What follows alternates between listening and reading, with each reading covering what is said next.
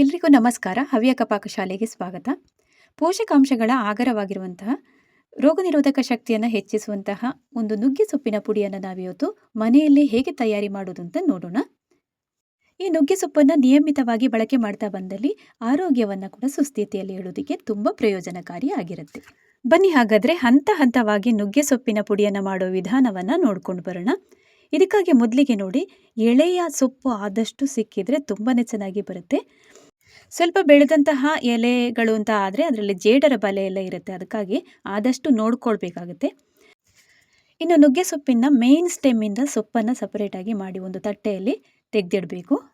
ಇನ್ನು ಈ ನುಗ್ಗೆ ಸೊಪ್ಪಿನಲ್ಲಿ ವಿಟಮಿನ್, ಖನಿಜ ಮತ್ತು ಆ್ಯಂಟಿ ಆಕ್ಸಿಡೆಂಟ್ಗಳ ಆಗರವಾಗಿರೋದ್ರಿಂದ ಅಧಿಕ ರಕ್ತದೊತ್ತಡ ಆಗಿರಬಹುದು, ಮಧುಮೇಹ ನಿಯಂತ್ರಣದಲ್ಲಿ, ಆಮೇಲೆ ಜೀರ್ಣಕ್ರಿಯೆಯನ್ನು ಕೂಡ ಸುಧಾರಿಸೋದಕ್ಕೆ ತುಂಬಾ ಒಳ್ಳೆಯದು ಅಂತ ಹೇಳ್ಬೋದು.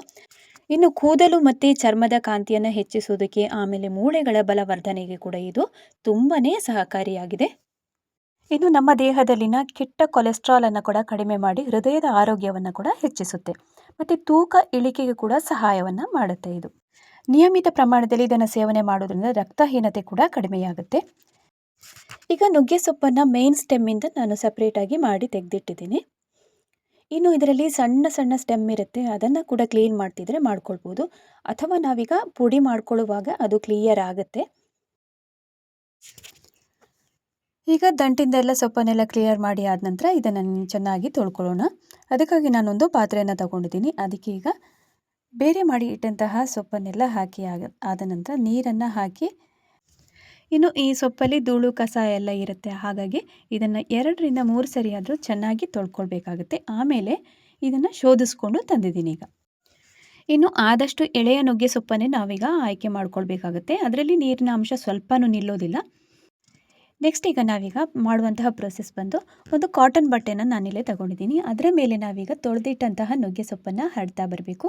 ಎಷ್ಟಾಗುತ್ತೋ ಅಷ್ಟು ನಾವು ಇದನ್ನು ತೆಳ್ಳಗೆ ಹರಡಬೇಕಾಗುತ್ತೆ ಬಟ್ಟೆ ಮೇಲೆ. ಈಗ ಆದಷ್ಟು ತೆಳ್ಳಗೆ ಹರಡಿ ಆದ ನಂತರ ಇನ್ನೊಂದು ಕಾಟನ್ ಬಟ್ಟೆನ ಅದರ ಮೇಲಿಂದ ಹೀಗೆ ಹಾಕಿ ಎಕ್ಸ್ಟ್ರಾ ನೀರಿನ ಅಂಶ ಎಲ್ಲ ಇದ್ದರೆ ಚೆನ್ನಾಗಿ ತೆಕ್ಕೊಳ್ಬೇಕು. ಈ ಪ್ರೊಸೆಸನ್ನು 2ರಿಂದ 3 ಬಾರಿ ನಾವು ಮಾಡಿದರೆ ಸೊಪ್ಪಿನಲ್ಲಿರುವಂತಹ ನೀರಿನ ಅಂಶ ಕೂಡ ಚೆನ್ನಾಗಿ ಹೊರಟೋಗುತ್ತೆ. ಈಗ 1ನೇ ಸಲ ಮಾಡಿ ಆದ ನಂತರ ನೋಡಿ, ಇನ್ನೊಮ್ಮೆ ಸೊಪ್ಪನ್ನು ಒಮ್ಮೆ ಮಗುಚಬೇಕಾಗುತ್ತೆ.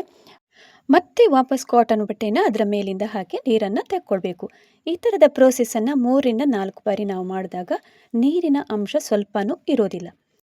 ಇನ್ನು ಈ ನುಗ್ಗೆ ಸೊಪ್ಪನ್ನು ನಾವು ನೆರಳಲ್ಲಿ ಇಟ್ಟು ಒಣಗಿಸಬೇಕಾಗತ್ತೆ. ಯಾವುದೇ ಕಾರಣಕ್ಕೂ ಸೂರ್ಯನ ಶಾಖದಲ್ಲಿ ನಾವು ಇದನ್ನು ಒಣಗಿಸಿದರೆ ಇದರ ಪೋಷಕಾಂಶ ಎಲ್ಲ ನಷ್ಟ ಆಗಿ ಹೋಗುತ್ತೆ, ಆಮೇಲೆ ಕಲರ್ ಕೂಡ ಚೇಂಜ್ ಆಗುತ್ತೆ, ಕಪ್ಪಾಗಿ ಬರುತ್ತೆ. ಅದಕ್ಕಾಗಿ ನಾವೀಗ ಮನೆಯ ಒಳಗಡೆನೇ ಒಣಗಿಸ್ಬೇಕು. ಇದನ್ನು ಒಂದು 5ರಿಂದ 6 ಗಂಟೆಗಳ ಕಾಲ ನೀರಿನ ಅಂಶ ಎಲ್ಲ ತೆಗೆದಾದ ನಂತರ ಒಣಗಿದರೆ ಸಾಕಾಗುತ್ತೆ. ಈಗ ನೋಡ್ತಿರ್ಬೋದು, ಚೆನ್ನಾಗಿ 3ರಿಂದ 4 ಸರಿ ನಾನು ಇದನ್ನು ಒದ್ದೆಯನ್ನೆಲ್ಲ ತೆಕ್ಕೊಂಡು ಒಣಗೋದಕ್ಕೆ ಬಿಡ್ತೀನಿ. ಇನ್ನು ತುಂಬ ಬೇಸಿಗೆ ಸಮಯದಲ್ಲಿ ಅಂತಾದರೆ ಒಳಗಡೆ ವಾತಾವರಣದಲ್ಲಿ ನಮಗೆ ತುಂಬ ಚೆನ್ನಾಗಿ ಡ್ರೈ ಆಗುತ್ತೆ. ನೋಡಿ, ಇದು 5ರಿಂದ 6 ಗಂಟೆ ನಾನು ಒಳಗಡೆ ಇಟ್ಟ ನಂತರ ನಾನೀಗ ತೋರಿಸ್ತಾ ಇದ್ದೀನಿ. ಬೆಳಗ್ಗೆ ಒಂದು 10 ಗಂಟೆಗೆಲ್ಲ ಇಟ್ಟಿದ್ದೆ, ಆಮೇಲೆ 4 ಗಂಟೆಯಿಂದ 5 ಗಂಟೆಗಾಗುವಾಗ ಈ ಥರ ಆಗುತ್ತೆ ನೋಡಿ. ಇನ್ನು ನೆಕ್ಸ್ಟ್ ಪ್ರೊಸೆಸ್ಸಿಗೆ ಹೋಗೋಣ. ನಾನೀಗ ಸ್ಟವ್ ಮೇಲೆ ಒಂದು ಮಣ್ಣಿನ ಪಾತ್ರೆಯನ್ನು ಇಟ್ಕೊಂಡಿದ್ದೀನಿ. ಅದರಲ್ಲಿ ನಾವೇನೀಗ ಈ ನುಗ್ಗೆ ಸೊಪ್ಪನ್ನು, ಒಣಗಿದಂತಹ ನುಗ್ಗೆ ಸೊಪ್ಪನ್ನು ಹುರ್ಕೊಳ್ಬೇಕಾಗತ್ತೆ. ಈ ಥರದ ಮಣ್ಣಿನ ಪಾತ್ರೆ ಇಲ್ಲ ಅಂತಂದರೆ ಕಬ್ಬಿಣದ ಬಾಣಲಿಯನ್ನಾದರೂ ತಗೊಳ್ಬೋದು, ಅಥವಾ ದಪ್ಪ ತಳದ ಬಾಣಲಿ ಯಾವುದು ಕೂಡ ಆಗುತ್ತೆ, ಅದನ್ನು ತಗೊಳ್ಬೋದು. ಹೆಚ್ಚಾಗಿ ಈ ಥರ ಮಣ್ಣಿನ ಪಾತ್ರೆಯನ್ನು ಯೂಸ್ ಮಾಡೋದ್ರಿಂದ ಆರೋಗ್ಯದ ದೃಷ್ಟಿಯಿಂದನೂ ತುಂಬಾ ಒಳ್ಳೆಯದು. ಇನ್ನು ಸ್ಟವನ್ನು ಮೀಡಿಯಮ್ ಊರಿನಲ್ಲೇ ಇಟ್ಕೊಂಡು ನಾವಾಗಲೇ ಒಣಗಿಸಿ ಇಟ್ಟಂತಹ ನುಗ್ಗೆ ಸೊಪ್ಪನ್ನು ಹಾಕ್ಕೊಳ್ಬೇಕು. ಜಸ್ಟ್ ಒಂದು ಬಿಸಿ ಆಯಿತು ಅಂದಾಗ ನಾವು ಇದನ್ನು ಸ್ಟವನ್ನು ಆಫ್ ಮಾಡ್ಕೊಳ್ಬೇಕು. ಒಂದು 3ರಿಂದ 4 ನಿಮಿಷ ಆದರೂ ಹುರ್ಕೊಂಡ್ರೆ ಸಾಕಾಗುತ್ತೆ. ತೀರಾ ಇದನ್ನು ಹುರ್ಕೊಳ್ಳೋದಕ್ಕೆ ಹೋಗಬಾರ್ದು, ಕಪ್ಪ ಆದರೆ ನಿಮಗೆ ಇದರ ಪೋಷಕಾಂಶ ಕೂಡ ಹೊರಟೋಗುತ್ತೆ. ಈಗ ನೋಡಿ, ಕೈಯಲ್ಲಿ ಹಾಕಿ ಮುಟ್ಟಿ ನೋಡ್ತಾ ಇದ್ದೇನೆ. ನೋಡಿ, ಬೆಚ್ಚಗೆ ಫೀಲ್ ಆಯಿತು ಅಂದಾಗ ಸ್ಟವನ್ನು ಒಮ್ಮೆ ಆಫ್ ಮಾಡ್ಕೊಳ್ಬೇಕಾಗತ್ತೆ. ಸ್ಟವನ್ನು ಆಫ್ ಮಾಡಿ ಆದ ನಂತರನೂ ಮಡಿಕೆ ಬಿಸಿಯನ್ನು ಹಾಗೆಯೇ ಇಟ್ಕೊಳ್ಳುತ್ತೆ, ಅದಕ್ಕಾಗಿ ನೋಡಿ ಹೀಗೆ ಕೈ ಆಡಿಸೋದನ್ನು ಬಿಡಬಾರ್ದು. ಇನ್ನು ನೆಕ್ಸ್ಟ್ ಪ್ರೊಸೆಸ್ಸಿಗೆ ಹೋಗೋಣ. ಈಗಾಗಲೇ ಸ್ಟವನ್ನು ಆಫ್ ಮಾಡಿ 3 ನಿಮಿಷ ಆಗಿದೆ. ಮತ್ತೆ ಇನ್ನೊಮ್ಮೆ ಸ್ಟವನ್ನು ಹಚ್ಚಿ 2ನೇ ಬಾರಿಗೆ ನಾವಿದನ್ನು ಹುರ್ಕೊಳ್ಬೇಕು. ಆವಾಗ ಕೂಡ ಹಾಗೆಯೇ ಮೀಡಿಯಮ್ ಊರಿನಲ್ಲೇ ಇಟ್ಕೊಂಡು ಒಂದು ನಿಮಿಷ ಹುರಿದ್ರೆ ಸಾಕಾಗುತ್ತೆ. ಚೆನ್ನಾಗಿ ಕ್ರಿಸ್ಪಿಯಾಗಿ ನಮಗೆ ನುಗ್ಗೆ ಸೊಪ್ಪು ರೆಡಿಯಾಗಿ ಸಿಗುತ್ತೆ. ಒಂದು ನೆನಪಿರಲಿ, ತುಂಬ ಹೊತ್ತು ನಾವು ಇದನ್ನು ಹುರ್ಕೊಳ್ಳೋದಕ್ಕೂ ಹೋಗಬಾರ್ದು. ಯಾಕಂದರೆ ಅದರಲ್ಲಿರುವಂಥ ಪೋಷಕಾಂಶ ಕೂಡ ನಷ್ಟ ಆಗಿ ಹೋಗುತ್ತೆ. ಅದಕ್ಕೋಸ್ಕರ ನೋಡಿ, ಜಸ್ಟ್ ಅದು ಹಸಿರು ಕಲರ್ ಇರುವಾಗಲೇ ನಾವು ಅದನ್ನು ಸ್ಟವನ್ನು ಆಫ್ ಮಾಡ್ಕೊಳ್ಬೇಕು. 2ನೇ ಬಾರಿಗೆ ಸರಿಯಾಗಿ ಸೊಪ್ಪನ್ನು ಹುರಿದಾದ ನಂತರ ನಾನೀಗ ತೋರಿಸ್ತಾ ಇದ್ದೀನಿ ಯಾವ ಥರ ಕ್ರಿಸ್ಪಿಯಾಗಿ ಬಂದಿದೆ ಅಂತ ನೀವು ನೋಡ್ತಾ ಇರ್ಬೋದು. ಇನ್ನು ಈ ಸೊಪ್ಪನ್ನು ಹಾಗೆಯೇ ನಾವು ಗಾಜಿನ ಬಾಟ್ಲಿಯಲ್ಲಿ ಹಾಕಿ ಸ್ಟೋರ್ ಮಾಡಿ ವರ್ಷಾನುಗಟ್ಟಲೆ ಕೂಡ ಇಟ್ಕೊಂಡು ಉಪಯೋಗ ಮಾಡ್ಕೊಳ್ಬೋದು. ಅಥವಾ ಈ ರೀತಿ ಪುಡಿ ಮಾಡಿಕೊಂಡು ಕೂಡ ಉಪಯೋಗವನ್ನು ಮಾಡ್ಕೊಳ್ಬೋದು. ನಾನು ಇವತ್ತಿಲ್ಲಿ ಪುಡಿ ಮಾಡೋದು ಹೇಗೆ ಅಂತ ತೋರಿಸಿರೋದ್ರಿಂದ ಮಿಕ್ಸಿ ಜಾರಲ್ಲಿ ಸೊಪ್ಪನ್ನು ಹಾಕ್ಕೊಳ್ತಾ ಇದ್ದೀನಿ. ಇನ್ನೀಗ ನೈಸಾಗಿ ಪುಡಿ ಮಾಡಿಕೊಂಡು ತಂದಿದ್ದೀನಿ ಈಗಾಗಲೇ.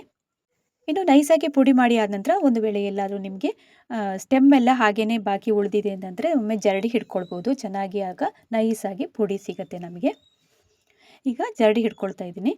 ಇನ್ನು ಪುಡಿ ಮಾಡಿ ಇಟ್ಟಂತಹ ಈ ನುಗ್ಗೆ ಸೊಪ್ಪಿನ ಉಪಯೋಗವನ್ನು ನಾವು ನೋಡೋದು ಅಂತಾದರೆ, ನಿಯಮಿತ ಪ್ರಮಾಣದಲ್ಲಿ 1 ಸ್ಪೂನ್ ಆಗುವಷ್ಟು ದಿನಕ್ಕೆ ನಾವಿದನ್ನು ಟೀ ರೂಪದಲ್ಲಾದರೂ ಸೇವನೆ ಮಾಡ್ಬೋದು. ಅಥವಾ ಸಲಾಡ್ ಮಾಡುವಾಗ ಅದಕ್ಕೆ ಕೂಡ ಮಿಕ್ಸ್ ಮಾಡಿ ಇದನ್ನು ಹಾಕಿ ತಿನ್ಬೋದು.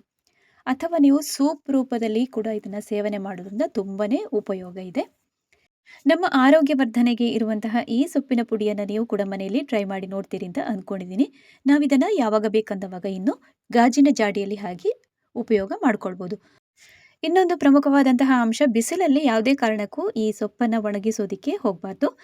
5ರಿಂದ 6 ಗಂಟೆಗಳ ಕಾಲ ಮನೆಯ ಒಳಗಡೆನೆ ನೆರಳಲ್ಲಿ ಒಣಗಿಸಬೇಕು.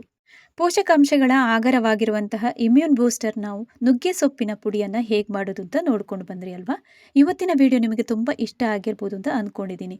ಇದನ್ನು ಮನೆಯಲ್ಲಿ ನೀವು ಕೂಡ ಟ್ರೈ ಮಾಡಿ ನೋಡಿ, ಹೇಗೆ ಬಂತು ಅಂತ ಕಮೆಂಟ್ ಮೂಲಕ ತಿಳಿಸಿ. ಇನ್ನೊಂದು ಹೊಸ ರುಚಿಯೊಂದಿಗೆ ಮತ್ತೆ ಸಿಗ್ತೀನಿ. ಅಲ್ಲಿ ತನಕ ನಮಸ್ಕಾರ.